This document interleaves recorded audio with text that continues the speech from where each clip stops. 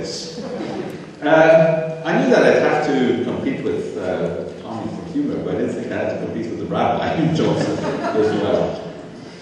You know, these days it's kind of in vogue anytime that you start a scientific discussion and the scientific community to talk about whether or not you have any biases, whether or not you get funding from the outside sources, etc. And we don't. Our office is not funded by any vested interest whatsoever. And we are only guided by the scientific method. That's our only allegiance. I don't care if homeopathy works or not in terms of any kind of finance. I make nothing off of it one way or another or for any other modality.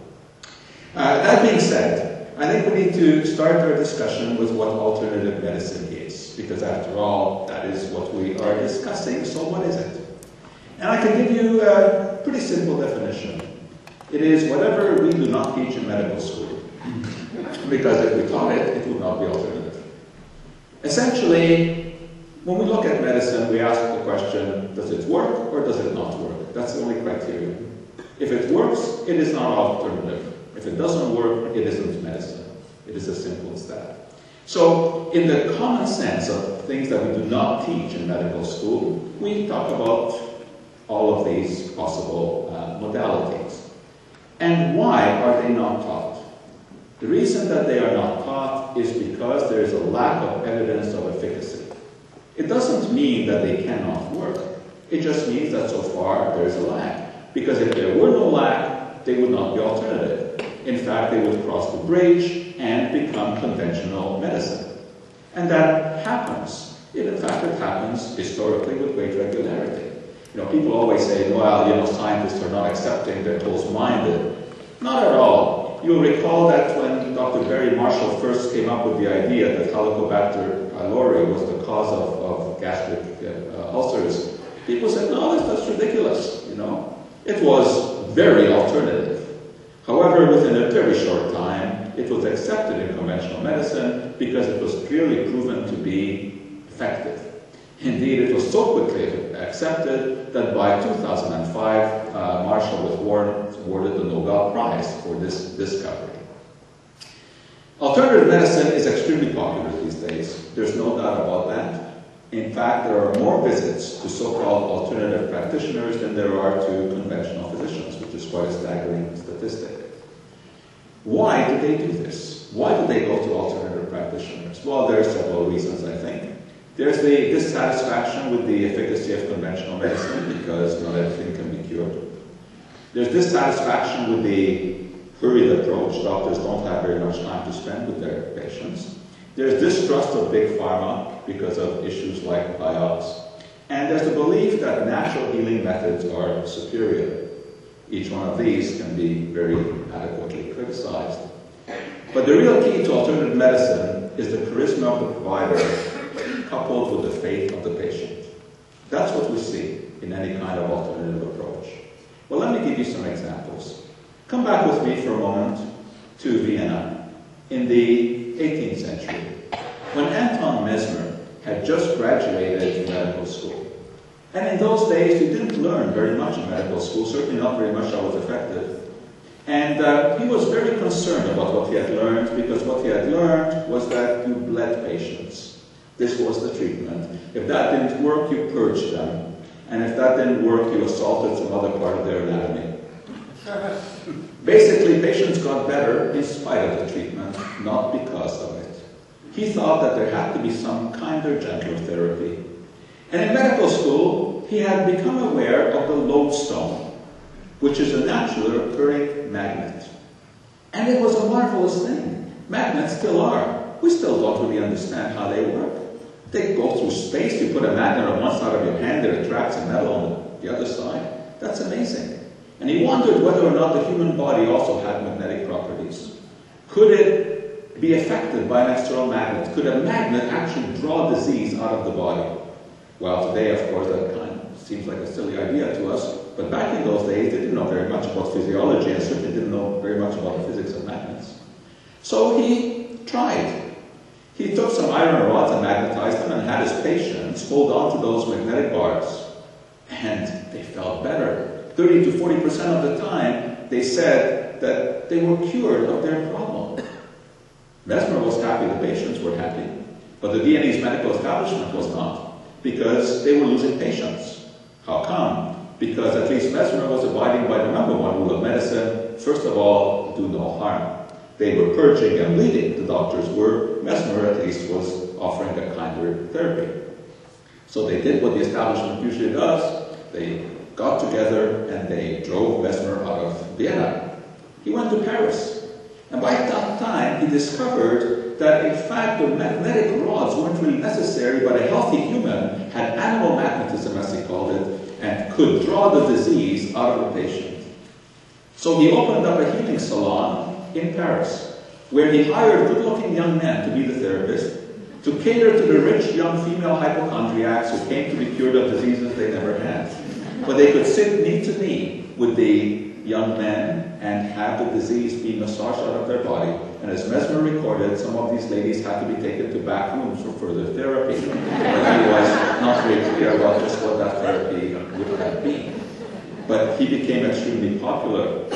However, some of his initiatives were sort of questionable, even at the time. He said he could magnetize water, and that this water could be shipped anywhere, and it could be used to heal people. Well, King Louis XVI was a bit of a skeptical sort, and he didn't really buy into this.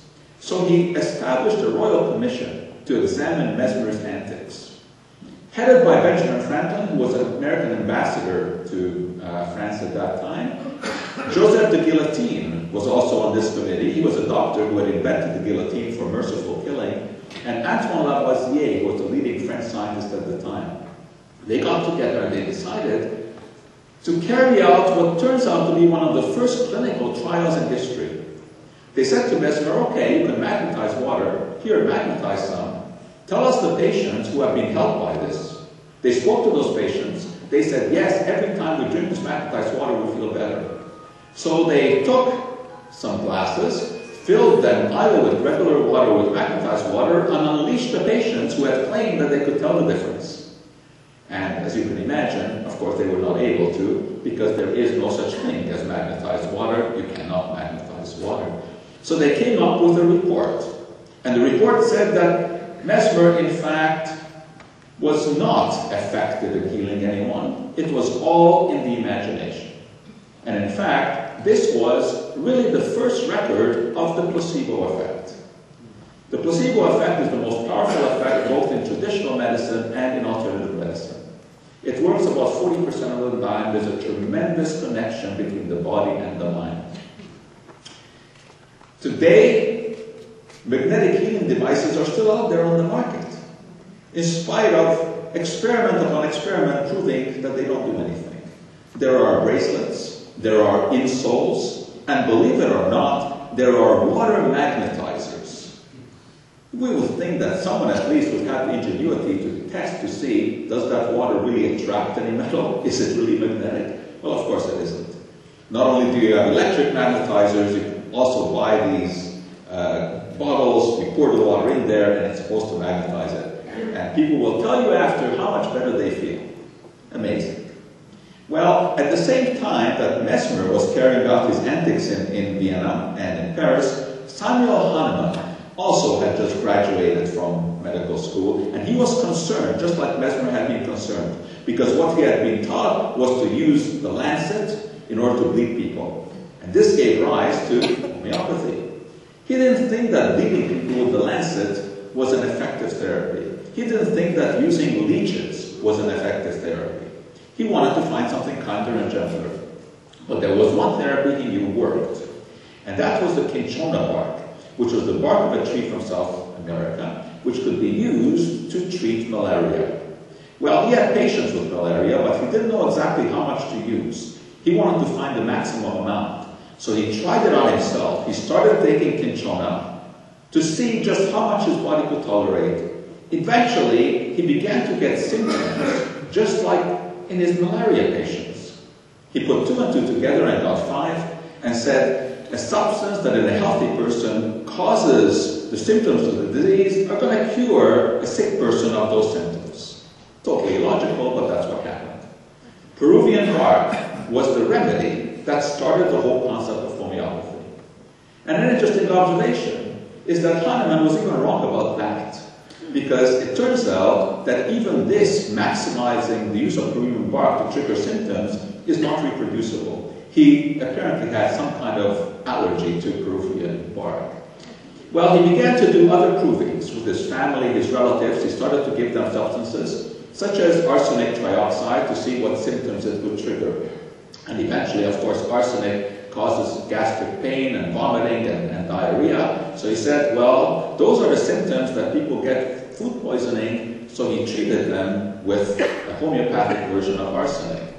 He found that when he took cankerite beetles, we know they're a Spanish fly, it caused burning of the urogenital tract, so this was obviously a treatment for urinary problems. He came up with what was called the Materia Medica, which was basically the Bible of homeopathy, a categorization of symptoms and what kind of remedy should be used. Like cures like. Simila similibus curantur was the anthem of homeopathy. And he devised a whole system of substances that could be used to treat symptoms. But then he came up with another interesting observation, or so he thought, which turned out to be the law of infinitesimals. He concluded that because his patients actually had been given less of the therapy than what it took for him to develop symptoms, less was more. And that the more dilute the product was, the more powerful it was going to be. Well, then one day he took a carriage ride on the way to a patient, and he had his homeopathic remedies with him.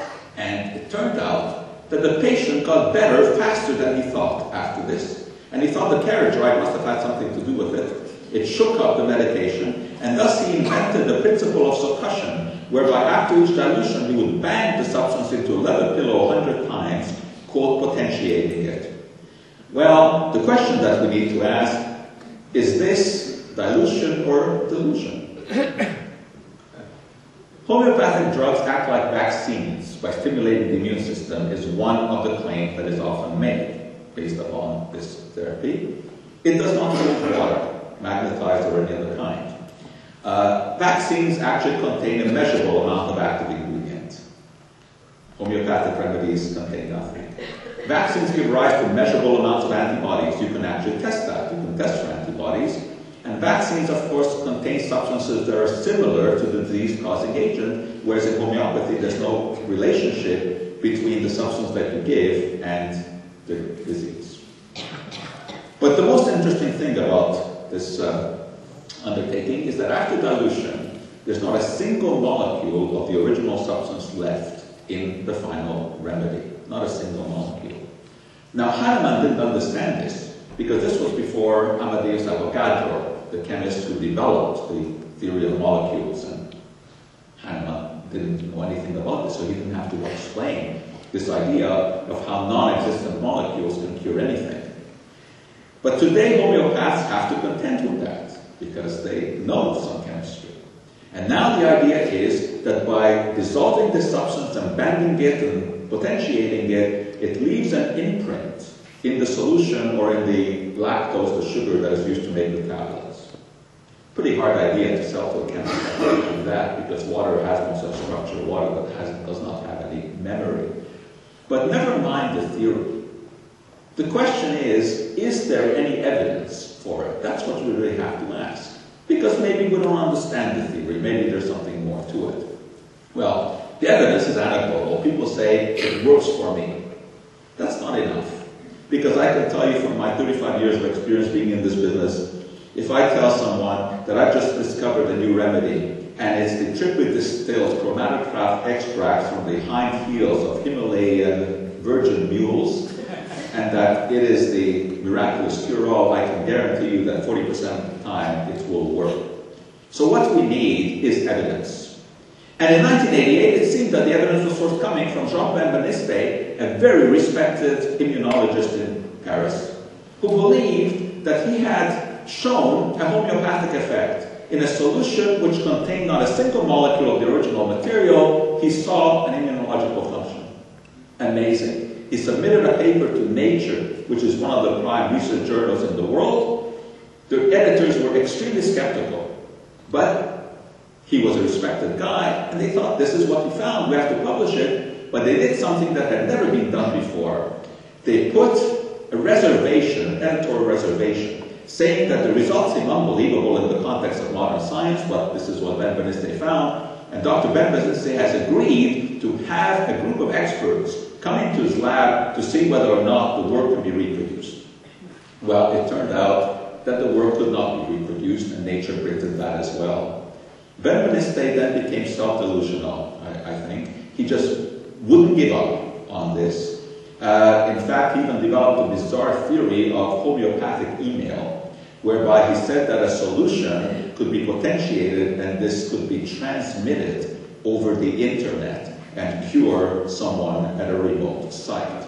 A rather interesting view. Now, this is not to say that there are not some papers in the scientific literature about homeopathy that do not show any positive effect. Here's one, for example, where they examined this particular plant, and it turned out that it had an effect at a dose where it didn't contain any molecules, which is very difficult to understand.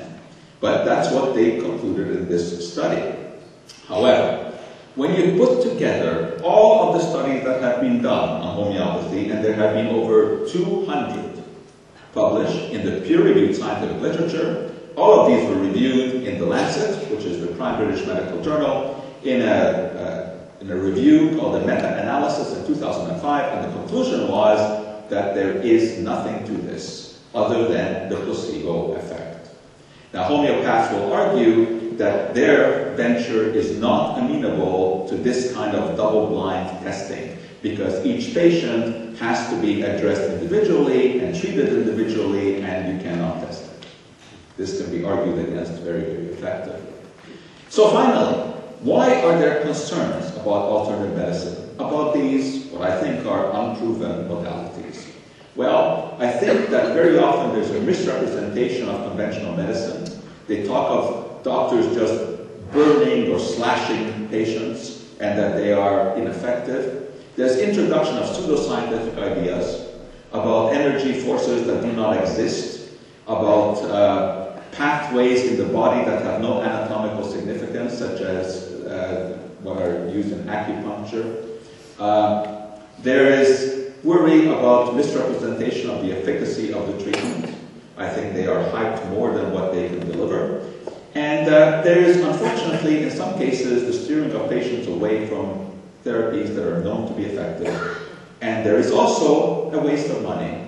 A tremendous amount of money is being spent on very questionable therapies. And if that money were funneled into proper research, I think the payoff would be much greater. This does not mean that everything about conventional medicine is good. Of course it isn't. There are many skeletons in that closet. It was not so long ago that doctors would send arthritic patients into radium mines in order to be cured. It was not so long ago that doctors promoted cigarettes, even smoking Camels themselves. But the thing is that conventional science is a self-correcting discipline, and the truth will out. Whereas in many cases with the so-called alternative practices, we are arguing about the same things that were argued about 200-300 years ago. There has been no advance, but scientific medicine does advance. But let's not throw out the baby with the bathwater, because there are possibilities there. We don't know everything, and sometimes we find surprises. And I leave you with this last idea. Many of you are familiar with suppositories, I imagine. Not one of the most pleasant experiences in life. And you may have thought about why the suppositories are designed in such a particular way. Obviously, bullet shape, because that's how it is inserted in the most effective way. That seems common sense. Well, it was common sense until it was tried. Unfortunately, common sense is not all that common. And they tested it. And they tried to see whether or not the suppository inserted in the traditional way was effective, or what if it was inserted in the reverse way. And believe it or not, surprise, surprise, what they found was that it worked better this way. And when you think about it, you realize why. Because when the sphincter muscle squeezes down on the tip, it propels it like a rocket into the intestine. Nobody predicted this. Conventional scientists would not have said this, but this is what the experiment showed. So nobody has a monopoly on the truth. We must have an open mind, but not so open that our brain falls out. Evidence-based medicine may not always work. But you know what? If you're a betting man, that's the way to bet. So thanks very much.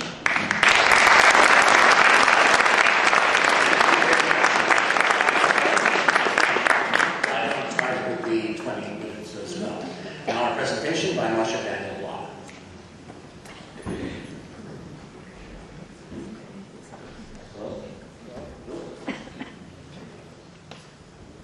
check.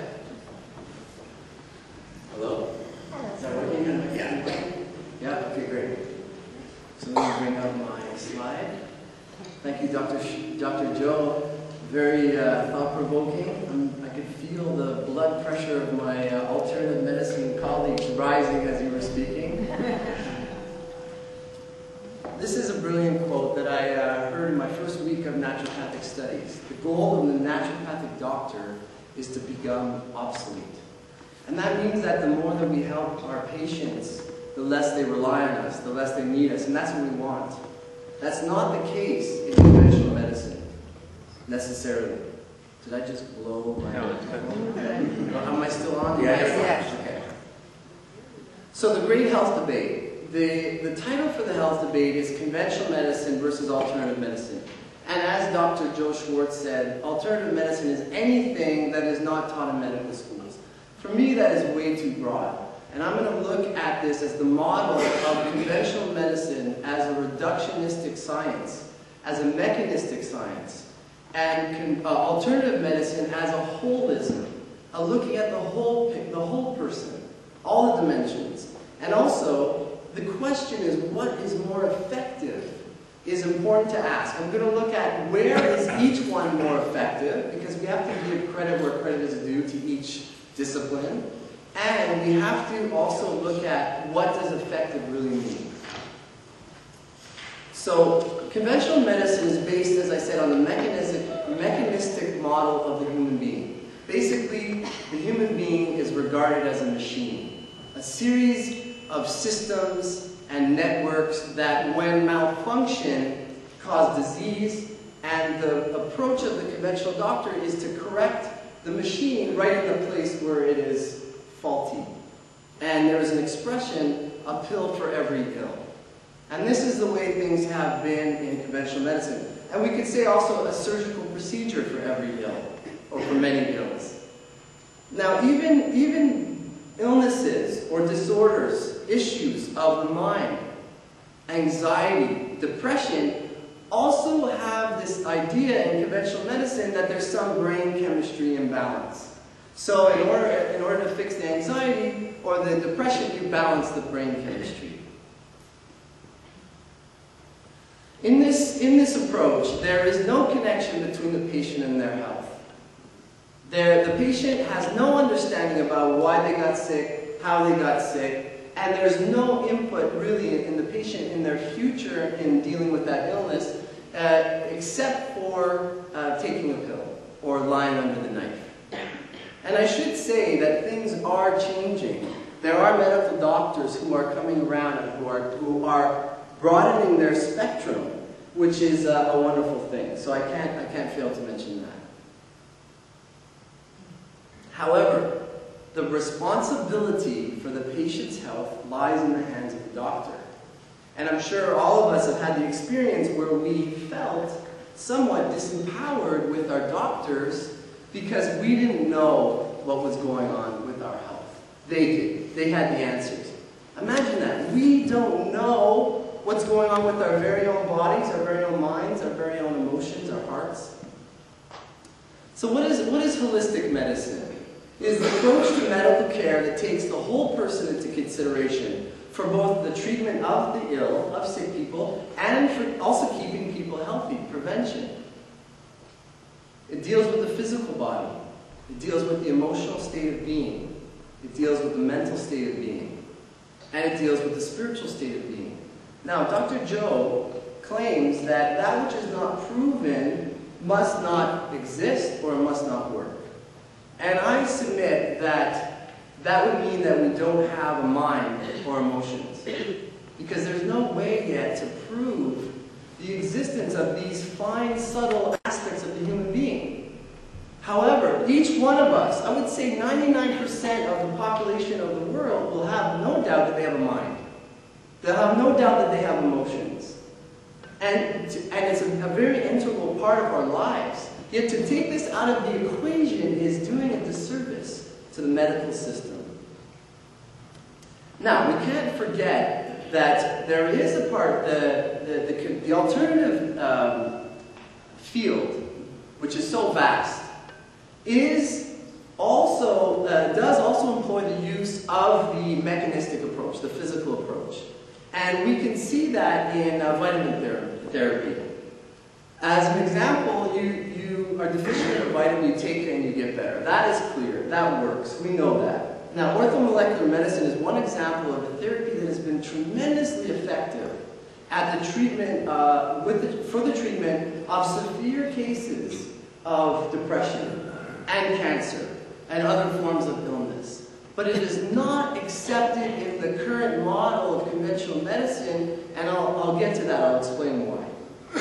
Nutritional supplementation is also a way of treating the systems that naturopathic doctors do, and other forms, nutritionists, for instance. You have to keep the bowels moving to detoxify, to stay in good health. Detoxify the liver. These are examples of treating the physical body on the physical level. It doesn't necessarily take into account the whole picture, but it's still very effective, and people do feel better. And herbal medicine as well. Now, I agree with Dr. Joe that these require research. And we have to be sure what they do. We have to be careful that when we're giving substances that work on the physical dimension, that they don't interact harmfully with other drugs that a person may be on, that they themselves don't cause damage to the person, because the number one concept, the number one item of medicine, a philosophy, is do no harm. First, do no harm. Now, unfortunately, when we're looking at the effectiveness of conventional medicine versus alternative medicine, we can't separate the pharmaceutical industry from the conventional approach. The two lie in bed together, hand in hand. Many, many, many medical doctors have wonderful intentions to do good for their patients, and that I have no doubt about. But the pharmaceutical industry is a multi-billion-dollar corporations of multi-billions of dollars. And if we look right here, we see Johnson & Johnson, their annual income was $61 billion. And this is huge. This is greater than the gross national product of some small countries. They sell drugs for specific diseases. Do they want people to know about simple solutions to the diseases they sell drugs for? The very simple thing is that they're profit-based. And in our society, in the capitalistic world, profit-based means that if a competition takes away profit, you want to put it down. You want to suppress the competition. And this has been done for decades and decades with the pharmaceuticals towards alternative therapies that are very effective, that we can show are effective, more than the placebo effect of 40%. People who are sick and they get better with these treatments know that they work. There's no doubt. There's a kind of a chutzpah of science, or this way of science, because I myself am a scientist. A naturopathic doctor is a scientist. But there's a chutzpah of science to say, if you can't prove it with today's scientific standards, it doesn't work. I would say it borders on arrogance. The conventional medicine is supplied funding by the pharmaceutical industry, which also funds hospitals, and medical doctors get bonuses in their practices. There have been some brave medical doctors who have seen the problem with this the conventional approach, not just the pharmaceutical sort of conflict of interest of having the very thing that wants to sell drugs, also funding the medical system, the medical education. But also to show and to demonstrate, to discuss the multidimensional aspect of the human being. One of these doctors, his name is Guylaine Langto, and she had to go into hiding. She had to protect herself from those who wanted to essentially silence her from her message about the medical mafia, which is what I'm discussing with you discussing right now with you. You know, this is not a pretty picture, and I hope to deliver it in as honest a way, gently, but also firmly. There's another book called The Medical Industrial Complex by Stanley Wool, another medical doctor, who also saw this problem with conventional medicine. And The Cancer Cure That Worked, 50 Years of Suppression, another book by Barry Lyons.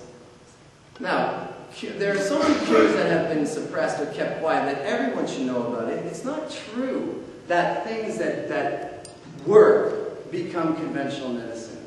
There are many things that work, but you can't control it in the same way as a drug. The pharmaceutical companies spend billions of dollars researching, and then they want a return on their money.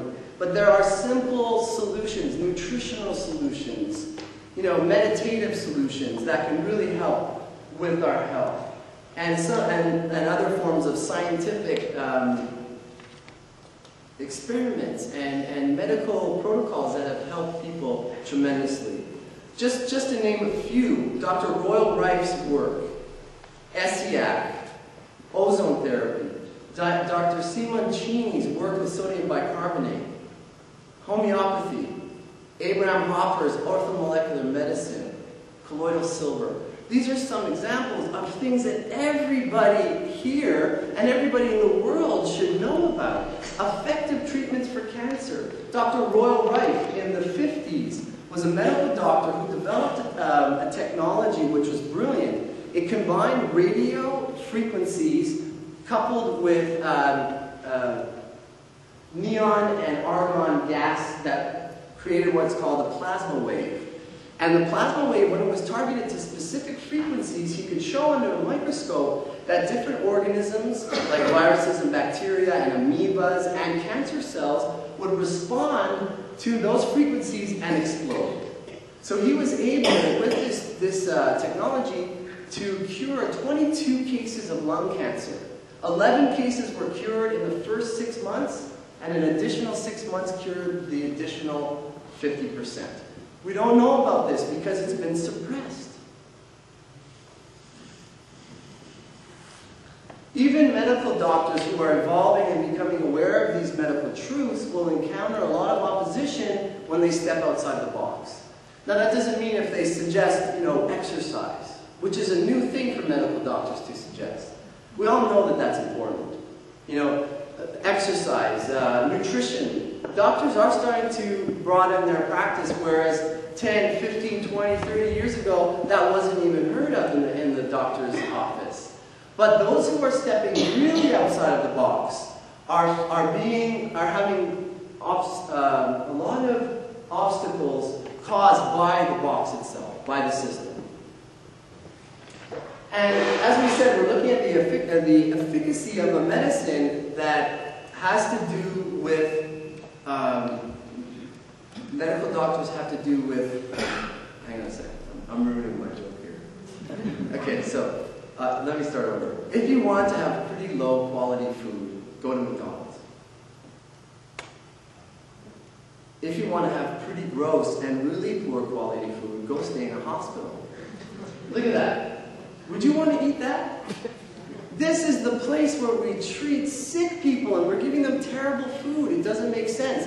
It shows a split, a schism between the medical thinking, the medical way of thinking, intelligent, educated people, and their protocol for health. They give us terrible food that makes us even worse when we go into the hospital. If you want to get a cold or the flu, go to a daycare with lots of little children. If you want to get really sick with an antibiotic-resistant strain of Staphylococcus or E. coli infection, go stay in a hospital. This is the sad truth of our society today and our conventional medical care system. Now, we're looking at the last, well, there's until 1992 to 2004. That is all cancer incidences per 100,000. It's the rate per 100,000 people in Canada. All sexes, all ages combined. Look at it. It's like a flat line. It's not getting any better. It's not getting any worse. It's just sort of the status quo of illness and cancer in our society. This is with all the research, all the funding, all the billions of dollars that go into finding the cure, into improving our health. Flatline. Dr. Dan Rogers, medical doctor and a naturopathic medical doctor, says that independent, this is a cancer, talking about cancer in the U.S. Independent of the stage that cancer has gone to, less than 30% of cancer patients survive 5 years using chemo, radiation, and surgery. 70% die. If I had a bet, and I would say which medicine to put my, my path in, my life, my health, my loved one's health, I would say without a doubt to go with alternative holistic medicine. In the United States, 250,000 deaths per year are iatrogenic.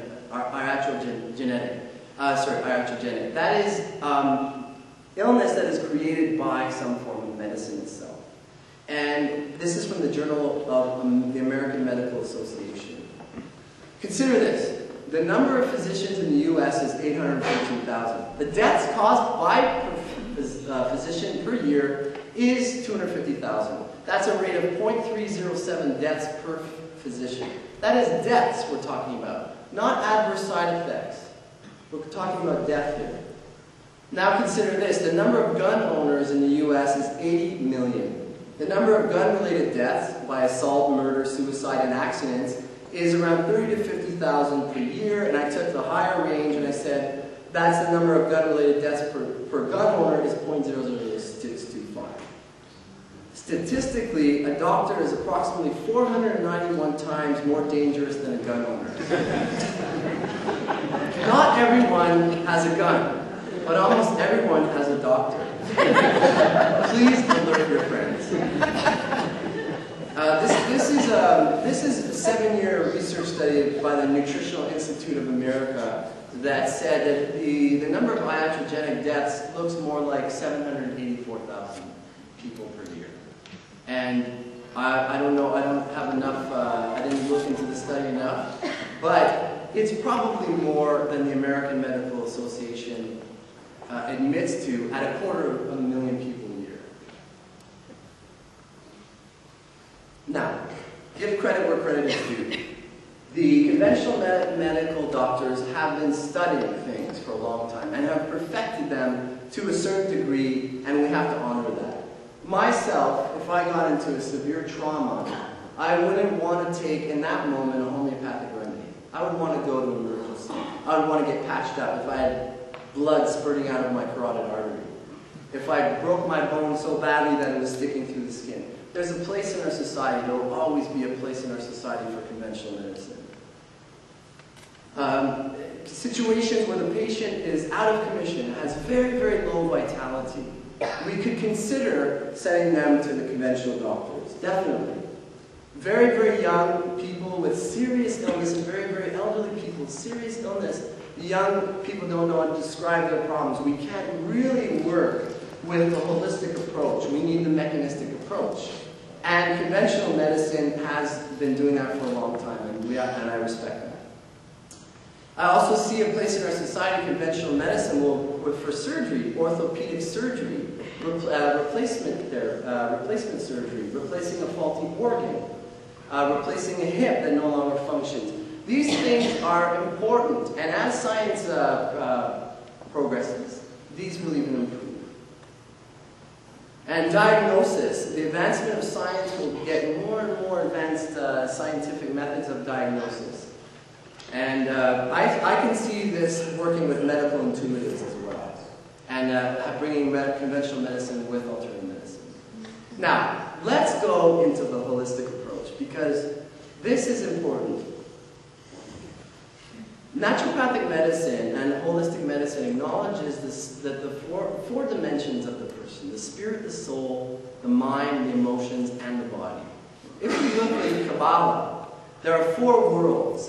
Now, there are the higher worlds that we human beings, if we're lucky, we may see a small insight into it, but those higher worlds are reflected in the human being as well. And we can see reflected by some Kabbalists describing the very same relationship, having the soul, having the mind, and the level of Bria, that's Yetzirah, that rules the emotional world, and Asiya is the physical world.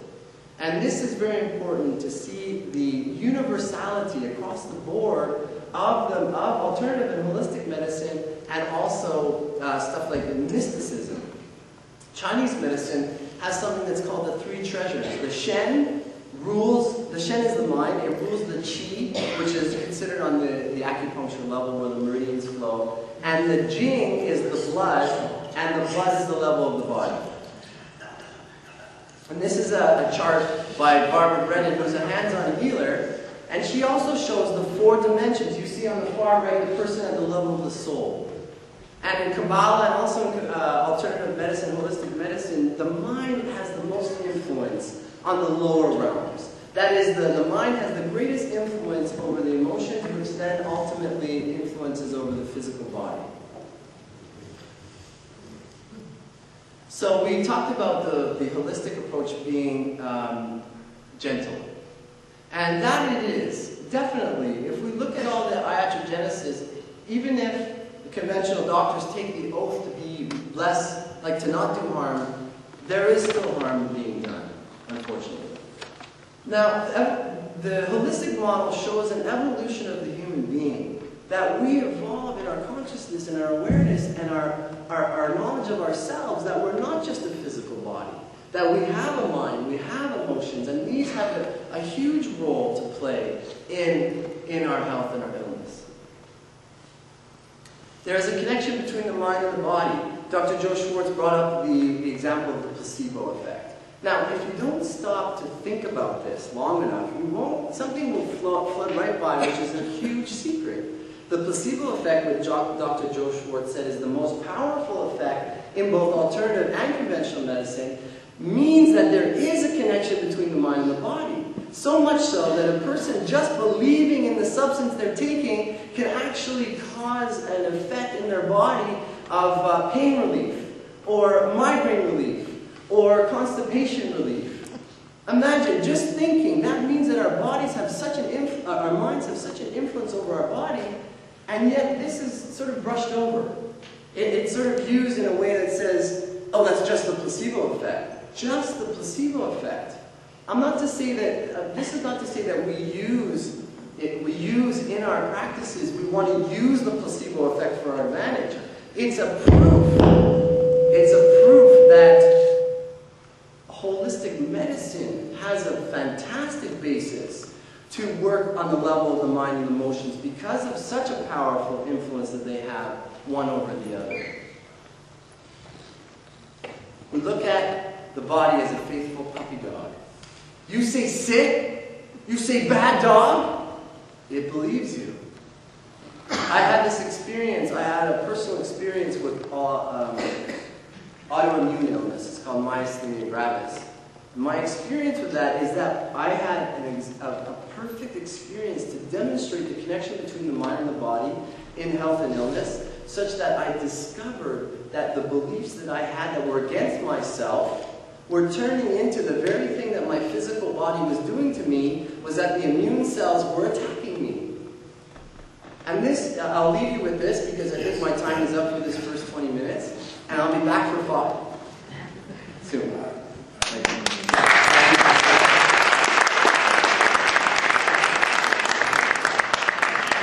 I'm going to go out on a limb now and say that I have a feeling that Joe wants to have a... I've never heard from alternative practitioners who say that this is what conventional doctors say. I have never ever heard anyone in conventional science use that expression because nobody believes that. The human body is a very, very complex machine. Nobody believes that there's a pill for every ill. It just is not the case. And I never said that if something hasn't been proven, it cannot work. In fact, I went out of the way to suggest that that's not the case. When we look at alternative medicine, what we say is that these are therapies that have not been proven to work. Not that they cannot be proven, but the onus is on those who are making the claim. The onus is not on someone who is already in the established field, because you can never prove a negative. I can't prove to you that whatever approach, whether it's a specific homeopathic remedy for one disease, I can't prove to you that it doesn't work, because science can never prove a negative. I can't prove to you that reindeer cannot fly. I suspect that they can't. And I could take one and take it up to the top of this building and nudge it off.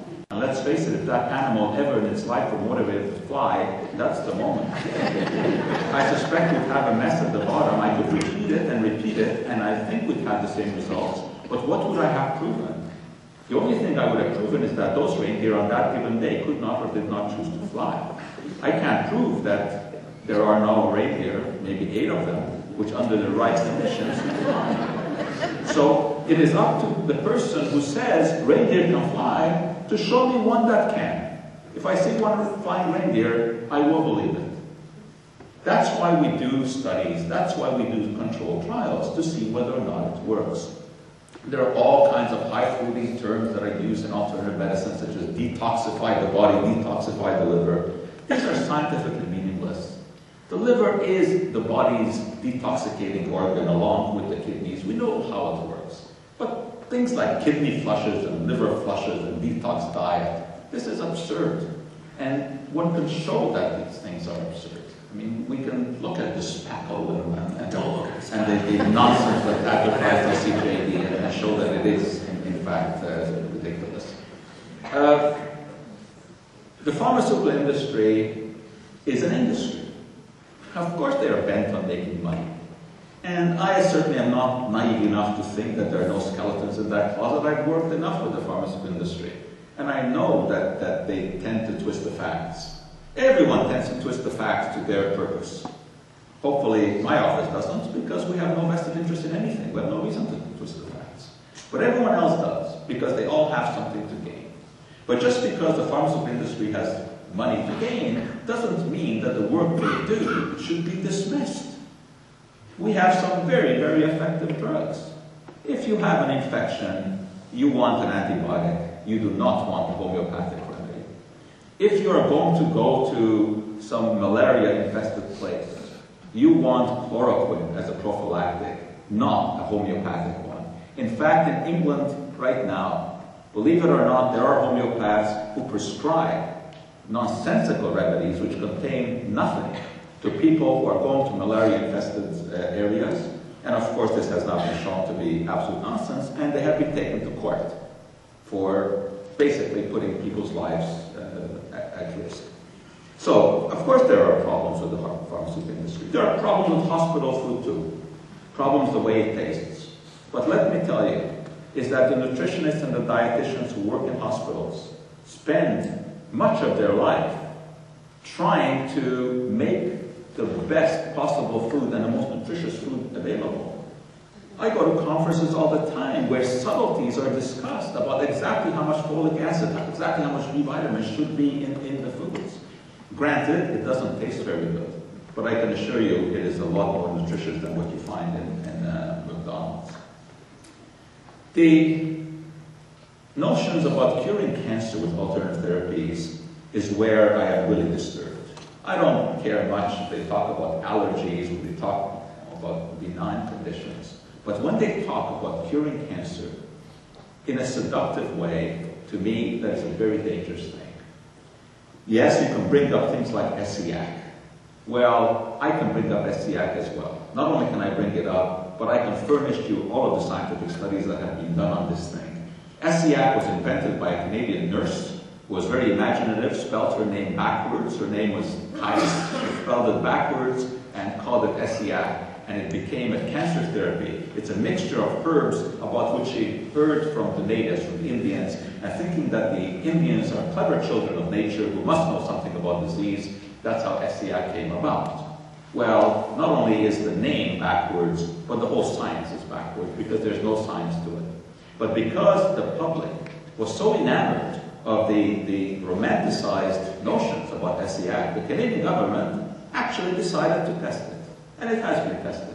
And it's all in the scientific literature. Don't take my opinion for it. This should not come down to opinion. This should be a question of whether or not we can furnish you with the scientific evidence, and I can assure you that I can give you rhyme and verse on all the references about SEAC showing that it just doesn't work. The same thing goes for the royal rife remedies, and colloidal silver not only has been examined, while colloidal silver may have some topical applications because silver does have some antibacterial properties, but to take it internally is not only ineffective, but in fact it is dangerous. And I can furnish you all the references there as well. The medical education that we have today is very diverse. And in fact, it is very different from what we had even just 20 years ago. It is an approach that takes into account all kinds of modalities.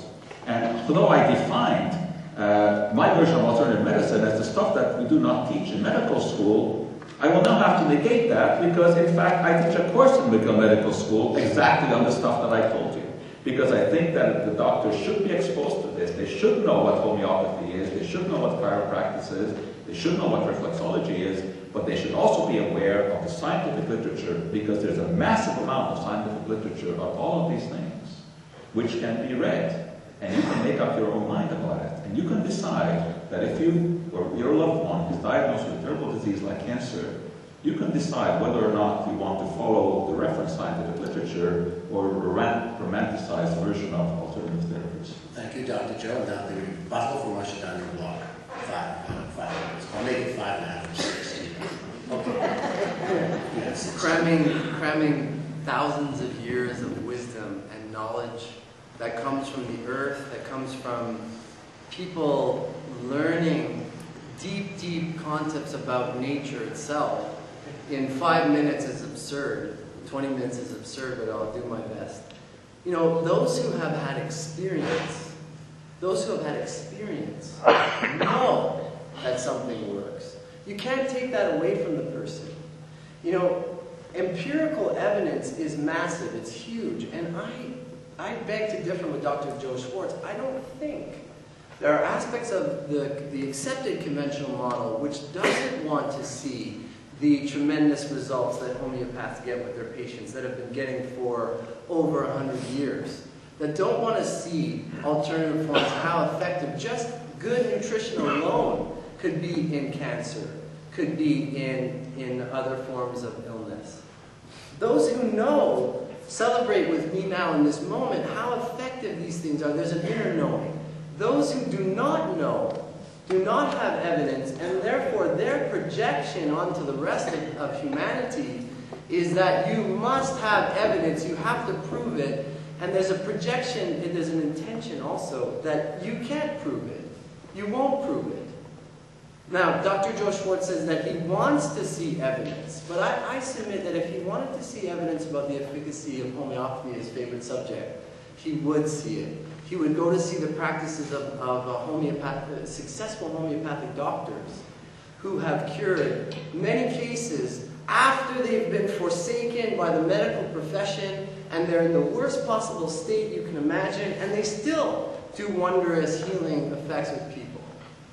You know, acupuncture has existed for thousands of years in China, thousands of years. You'd think if it didn't work, it wouldn't exist anymore. There's a kind of again, I bring the word chutzpah to mind, to say, imagine science proves that acupuncture works. And then they give it a stamp of approval. Acupuncture works. Go to your acupuncturist. It's okay. It's okay. Go. Thousands of years there have been cures. There has been prevention. There has been wonderful healing by that medicine alone. How could we take science and use it backwards? That is, until it's in the scientific model and it's proven, it doesn't exist in reality. It's not true. It doesn't work. I am a scientist, and I do believe in using science to forward our knowledge of reality, to forward our ability to help people heal, to improve upon our techniques that we have, but not to say that we have to have the evidence before we believe. The proof is in the pudding. The proof is in the experience, in the empirical experience. If a person goes into an office of a healer, of a homeopath, or a naturopathic doctor, with the intention of getting better, and they come out and they are better, I don't care what happened in there. Something good is happening. And to say that it's not working, or it doesn't work, is, again, I have to say, is not true.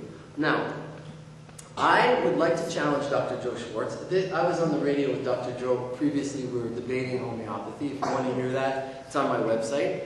And I would like to set up a study where people that have had the illness that I was diagnosed with, myasthenia gravis, that I get the opportunity to work with them, and we'll have many, many cases, as many as possible, that we could work on, and compare the results of those that are going conventional approach with those that are going holistic approach. And I will use the medicine that I have found the most effective for myself in my personal case, homeopathy. And so I would love to set something like that up, and Dr. Joe seemed up for that previously, so we could talk about that. I think Dr. Joe remembered having that debate. No, when was that? I have you on the air, so I'll show you. That was in 2005. I have some ginkgo biloba.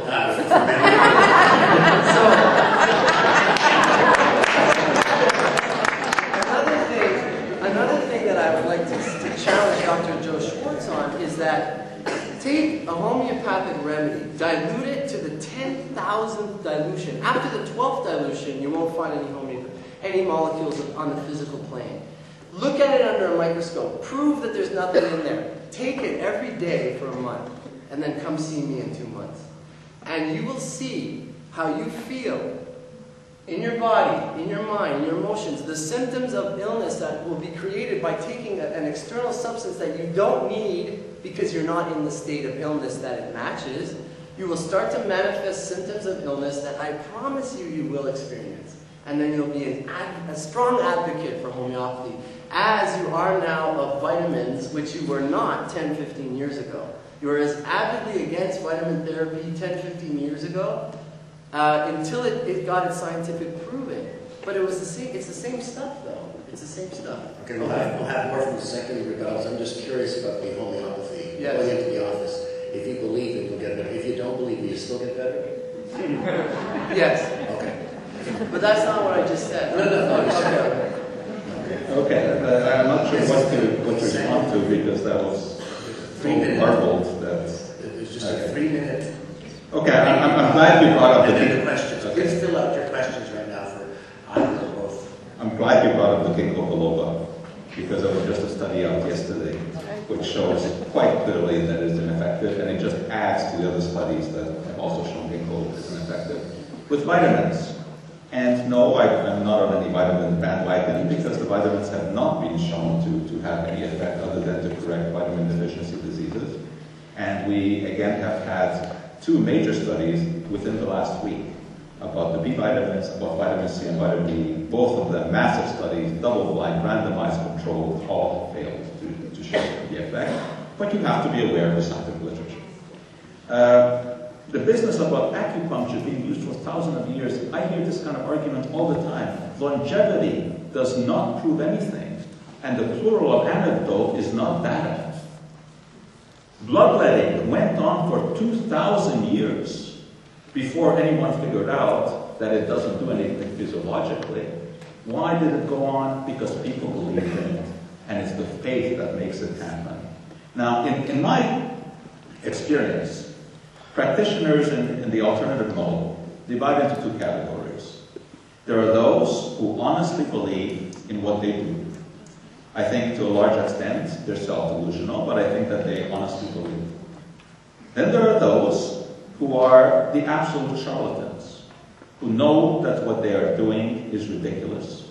These are the people who sell devices such as this, which I bought at a health fair. I hope they don't sell it downstairs. For $150, whereby they diagnose diseases with this thing. It's a dowser.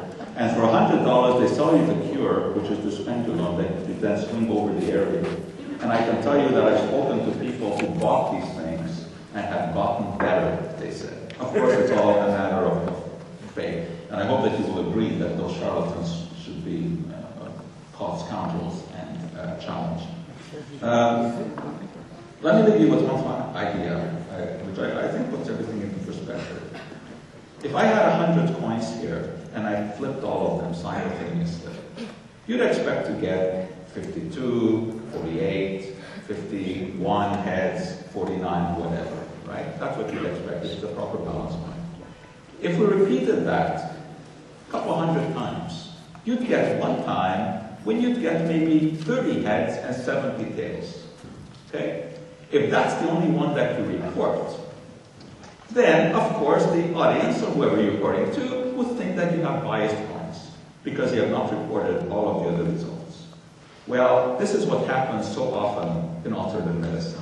Yes, there are some positive findings, because you can always have something happen by random chance alone. But I submit to you that with homeopathy, I can give you the scientific literature. As I told you, there are over 200 proper controlled randomized trials on homeopathy. Many of them carried out by homeopaths. And the overall message is, it's the placebo effect. And there are no wondrous healing modalities. I don't think that someone has been diagnosed with some terrible disease and conventional medicine has failed, that it often happens that they go to some alternative practitioner and all of a sudden they're healed. I'd like to see the data on that, but once again I repeat that the plural anecdote is not data. Thank you. I took the last 3-minute rebuttal, then we'll get to the questions.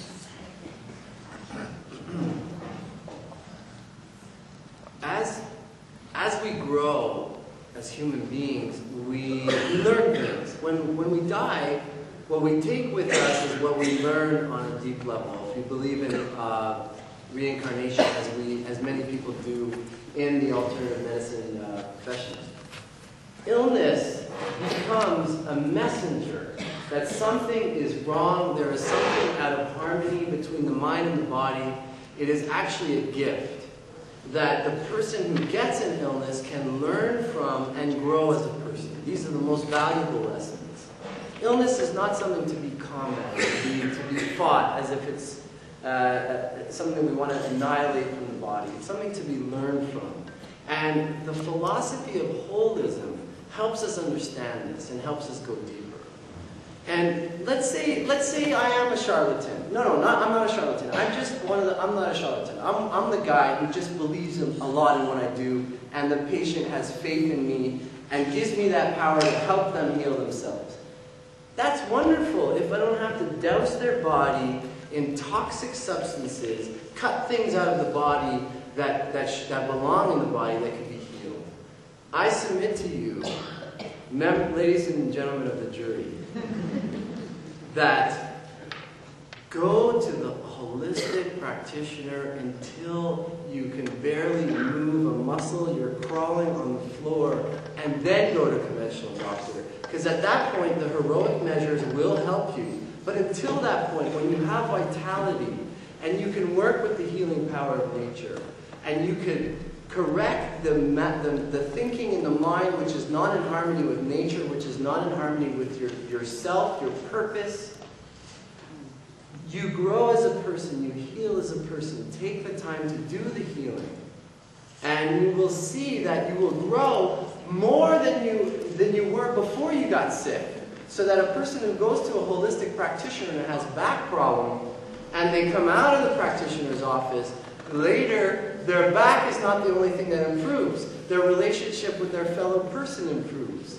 Their understanding of nature improves. And their understanding of love. Paracelsus said that the main reason for healing is love.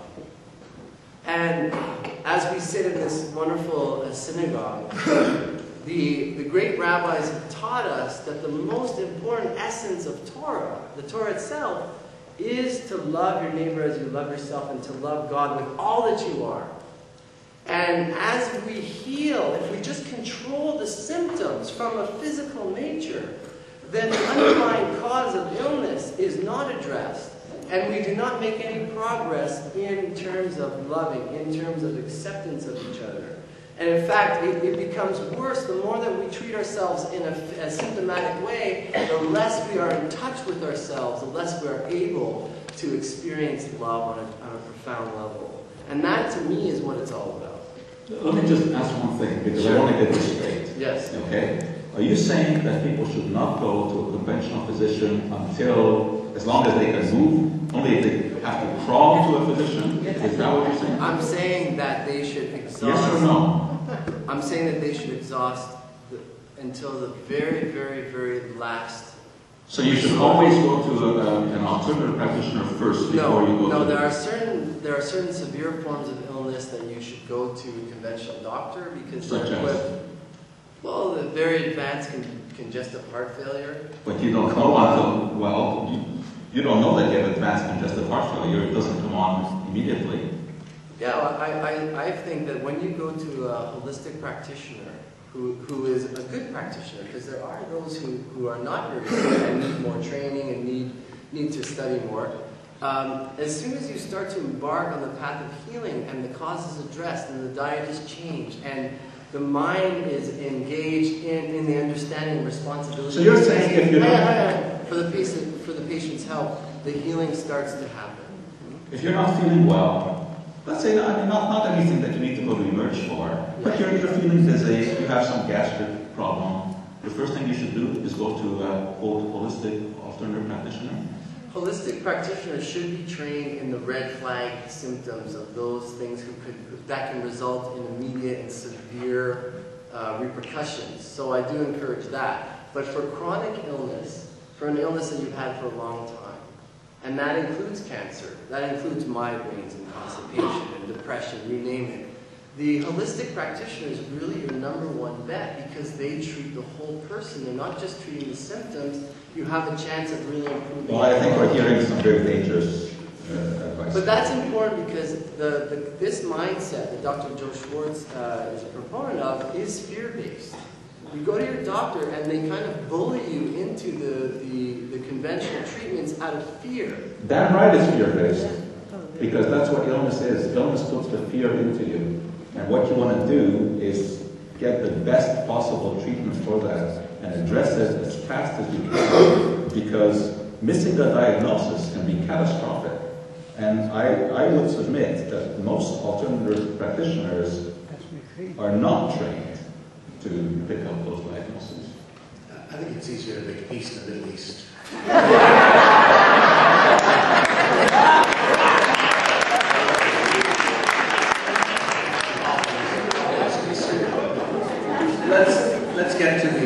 We'll get to the questions.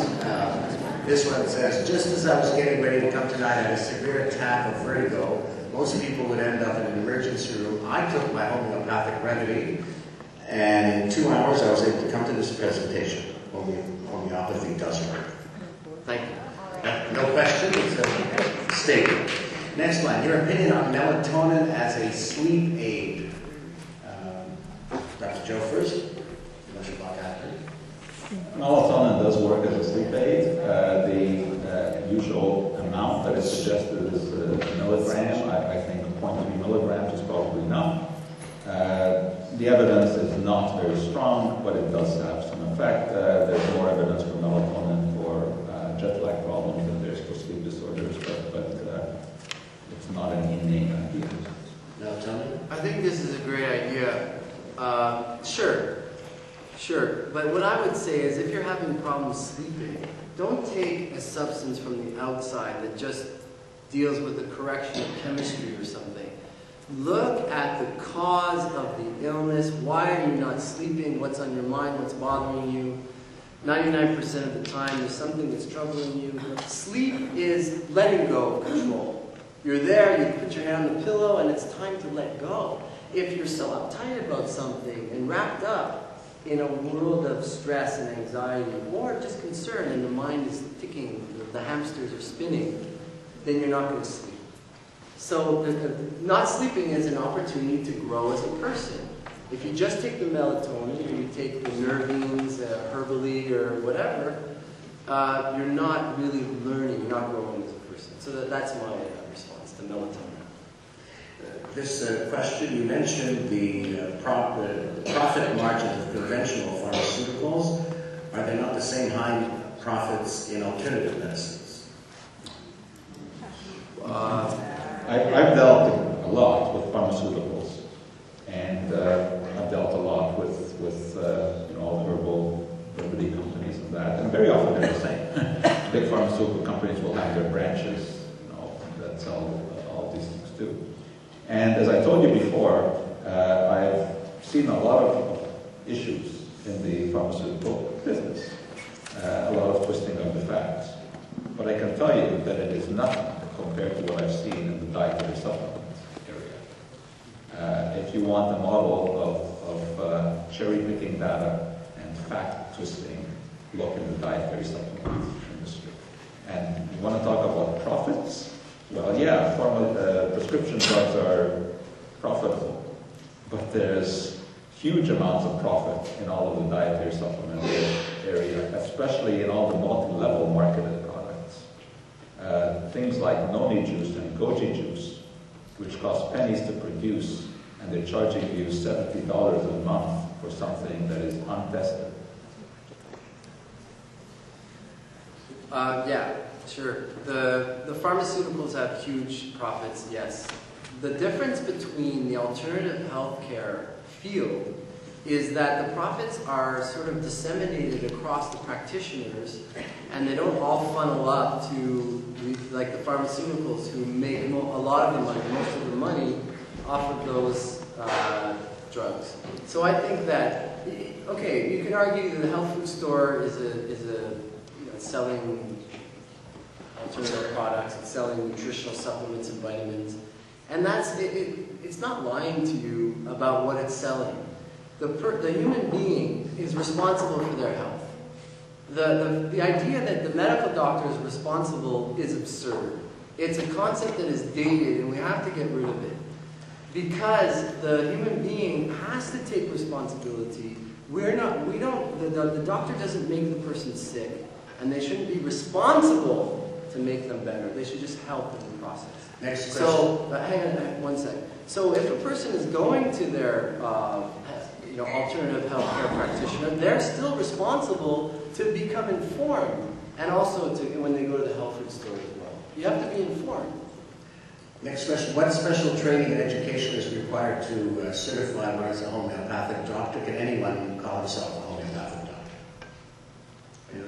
Either one can answer. There's different schools of homeopathy which have different criteria. The better schools have very, very intense training, and they are incorporating into their programs physiology and anatomy and pathology and pharmacology. And then they do very, very advanced training in countless hours of studying the materia medica and the homeopathic protocol. Also, a naturopathic doctor is able to practice homeopathy, and we have extensive training in all those medical sciences, and then we do learn the modalities of alternative medicine. And, not anyone can call themselves a homeopath. Well, you could call yourself a homeopath. You could call yourself whatever you want. It doesn't mean that you are. So, that's it. All right. It says this. You want to comment on that? Then we'll go to the next question. Despite Tommy's comment about spackle paste, what can you tell me about hydrotherapy? Is it considered alternative medicine? And more importantly, does it work to cure and to prevent certain diseases? And if so, why does it work? P.S. I think hospital food helps people feel better and recover faster. If the food were really great, people would stay longer. So the question is about hydrotherapy. I'm not sure what you mean by hydrotherapy. You mean colonic flushing? No. Hydrotherapy is a discipline that actually is one of the foundational forms of treatment and therapy that naturopathic medicine is based upon. It's a medicine that uses alternating hot and cold and different forms for different conditions. And it was shown to be very effective empirically. I'm sure there are studies that have been done, although I'm not aware of them. And it works because it causes a constriction of the blood vessels followed by a dilation and an invigoration of the the parts of the physical body, and an increase in oxygenation by the increase in blood flow, which leads to healing.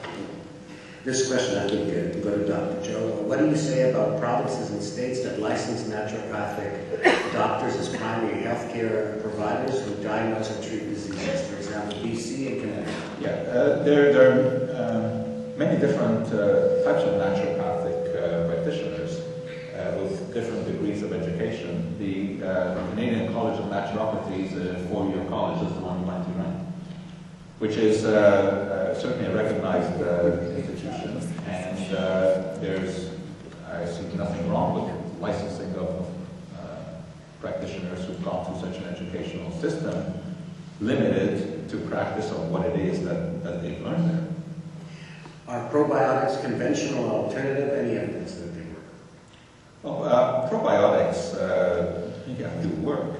Probiotics are essentially bacteria that can be used to colonize the intestine, especially after antibiotics, when you can destroy the balance of bacteria. So this is tested and proven to work. Of course, nothing works in everybody, but the right bacteria in certain conditions introduced the right way can work. Whether or not the oral supplement that you buy in a health food store that claim to be probiotic work, that's a completely different story, because you have no idea of the bacteria there, whether or not they will survive, passes through the digestive tract. That's a gamble. This question for Dr. Joe. You quoted the 2005 Lancet meta-analysis as scientific evidence of the non-efficacy of homeopathy, even though this study didn't follow the rules of the Lancet about meta-analysis and mentioning specifically which studies were chosen to be compared. How can you justify in the name of science that the Lancet and yourself keep quoting this study as evidence? Yes, I see that whoever asked that question has been reading websites criticizing that study, which is of course not surprising, because any time a study comes out that is not favorable to your particular view, you try to clutch at every possible straw. And the homeopaths, boy, I tell you, are clutching at the straws when they are criticizing that 2005 meta-analysis. Any study can be criticized. You can always poke holes, little holes in that one. That took a look at I think it was 145 studies at that time. And yes, some of them were questionable in terms of consideration, but I mean, the overall conclusion is very clear, very clear. You can pick at little points in it, and since 2005, actually, there have been a number of other studies, meta-analyses of homeopathy. I want to ask Dr. Joe Schwarcz a question at this moment.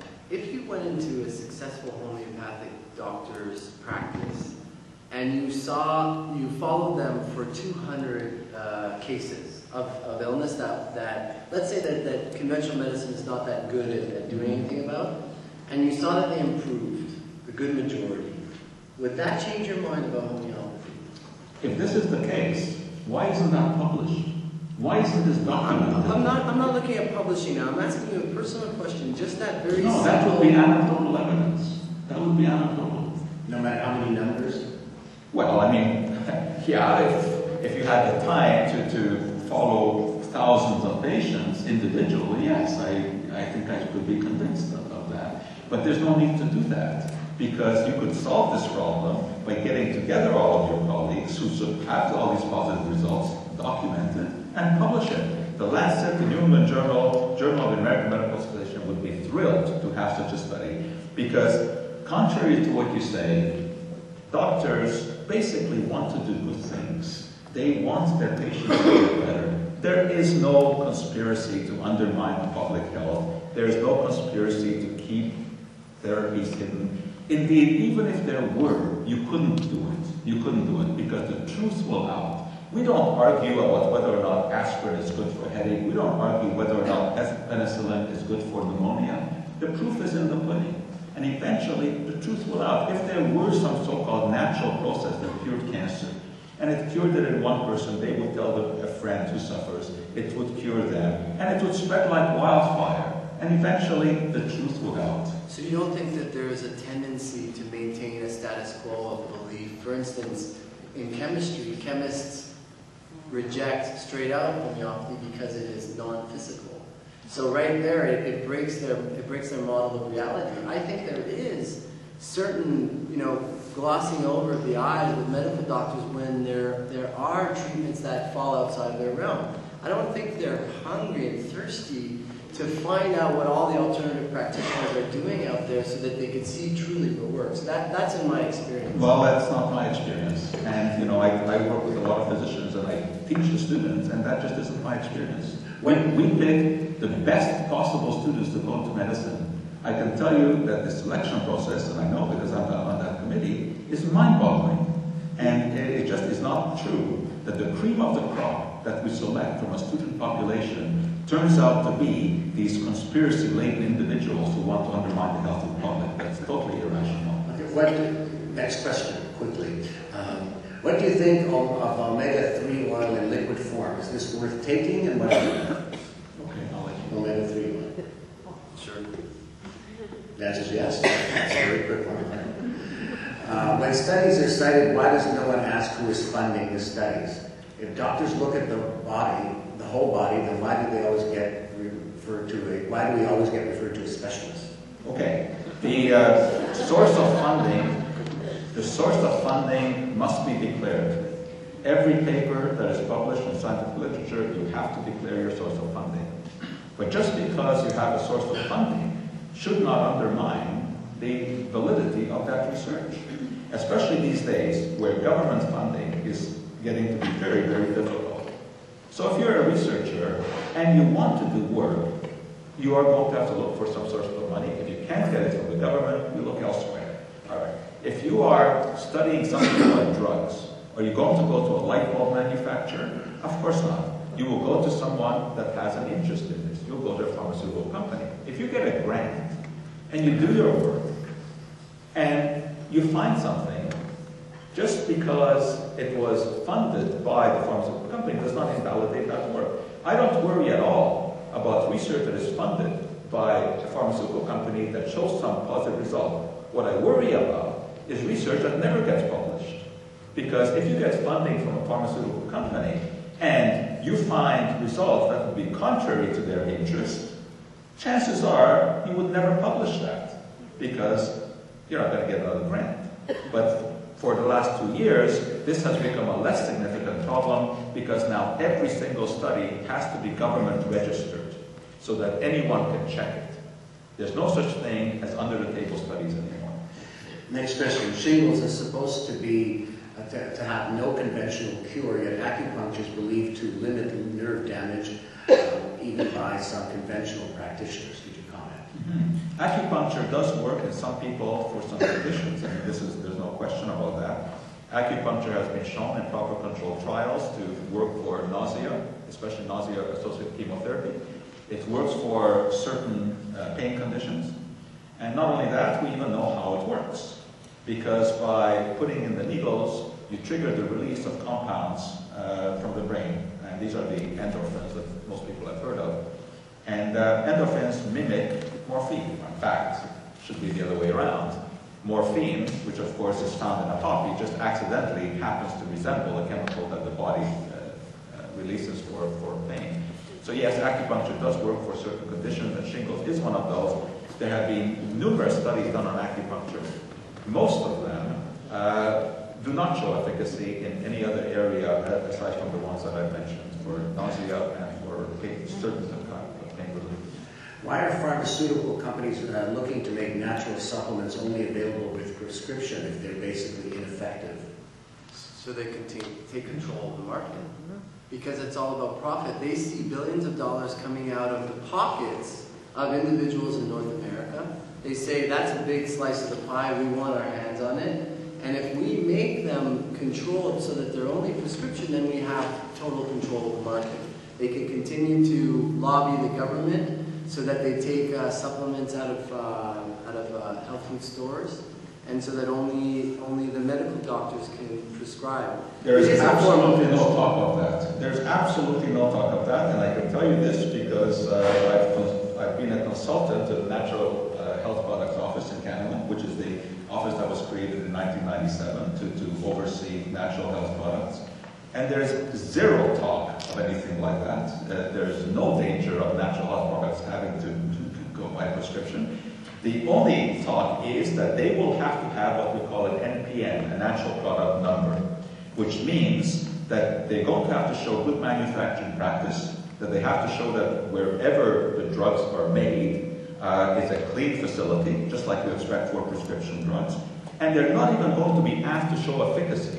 They're just going to be asked to show safety, to show that the substance has a history of safe use. That is all that is asked for. Standardization. And standardization. And that certainly makes sense. When you go to buy aspirin, you want to know that each of those tablets contains 325 milligrams, right? Which it does, because that's properly controlled. If you decide to buy echinacea for whatever reason, okay, never mind whether it works or not, at least you want to know that that product that you're buying really is echinacea, and it really does contain X milligrams of echinacticides. I mean, that's the minimum that you want to know. And right now, there's no way that you can know that, because there's no standardization. But when they have an NPN number, they will have to conform to that.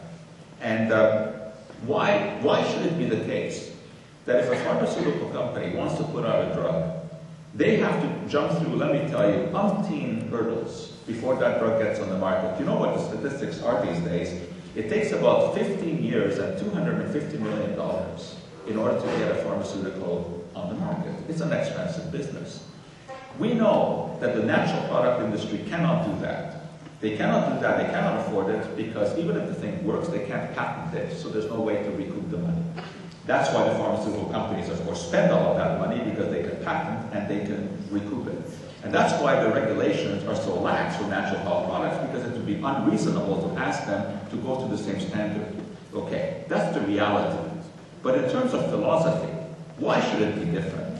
Why should you not expect to go into a health food store and buy something off the shelf and want to have the same kind of proof that this thing works as the proof that your antibiotic works? Well, that it's standardized. At least that it's standardized. Not necessarily that it works. You don't need to have the modern evidence and proof, because there is a historical, folkloric use in certain substances that you could believe in, that you could put your faith in. You know, even if it doesn't work, so-called, if it's part of the folklore, if it's part of the belief, I do believe that those things do work. But see, the thing for me is I don't talk in terms of what I believe. I talk in terms of what I know. Well, I agree with you about the standardization of products, that those should be, but not necessarily that they should have proof that it works. Because but there is no proving required. That's not part of the NPN. We agree on something. I'm so happy that there's no room of agreement for a second. We only have time for one more question, and again, a reminder of the health fair downstairs. And I want to thank Iatrogenic for the sweaters and for the healthy water this evening. And before we get to that, there's it's a double-barreled question. This will be the last one. For the first part of the question, I'm hoping that the answer is in the affirmative. What, if any, are the benefits of red wine? That sounds like a Dr. Joe Schwarcz question. There are benefits, but as Paracelsus said 500 years ago, only the dose makes the poison and only the dose makes the cure. And there's evidence that a glass or so of red wine a day is beneficial in terms of reducing the chance that your LDL, your bad cholesterol, gets oxidized to more dangerous forms. But you also have to understand that 2 glasses already begins to present a problem, because ethanol, alcohol, is a carcinogen. In fact, if alcohol were not a natural product, if it were a synthetic drug, it would never be allowed on the market, because it would never pass Health Canada or FDA muster. But because it is a natural product, nobody cares. So you can sell a natural carcinogen without any penalty, but you don't have to worry about synthetic carcinogens, because every drug that is sold by the pharmaceutical industry has to be tested whether or not it is a carcinogen, and you'll never get a carcinogen allowed on the market. But red wine is a carcinogen, but a glass a day is okay. A reminder to, oh yes, the last part of that question is there a difference between bottled water and saline water? Tap water. I don't know, but I have my magnetic cup here that I showed you. And I have some water here. I hope this is water. This is water. No, actually,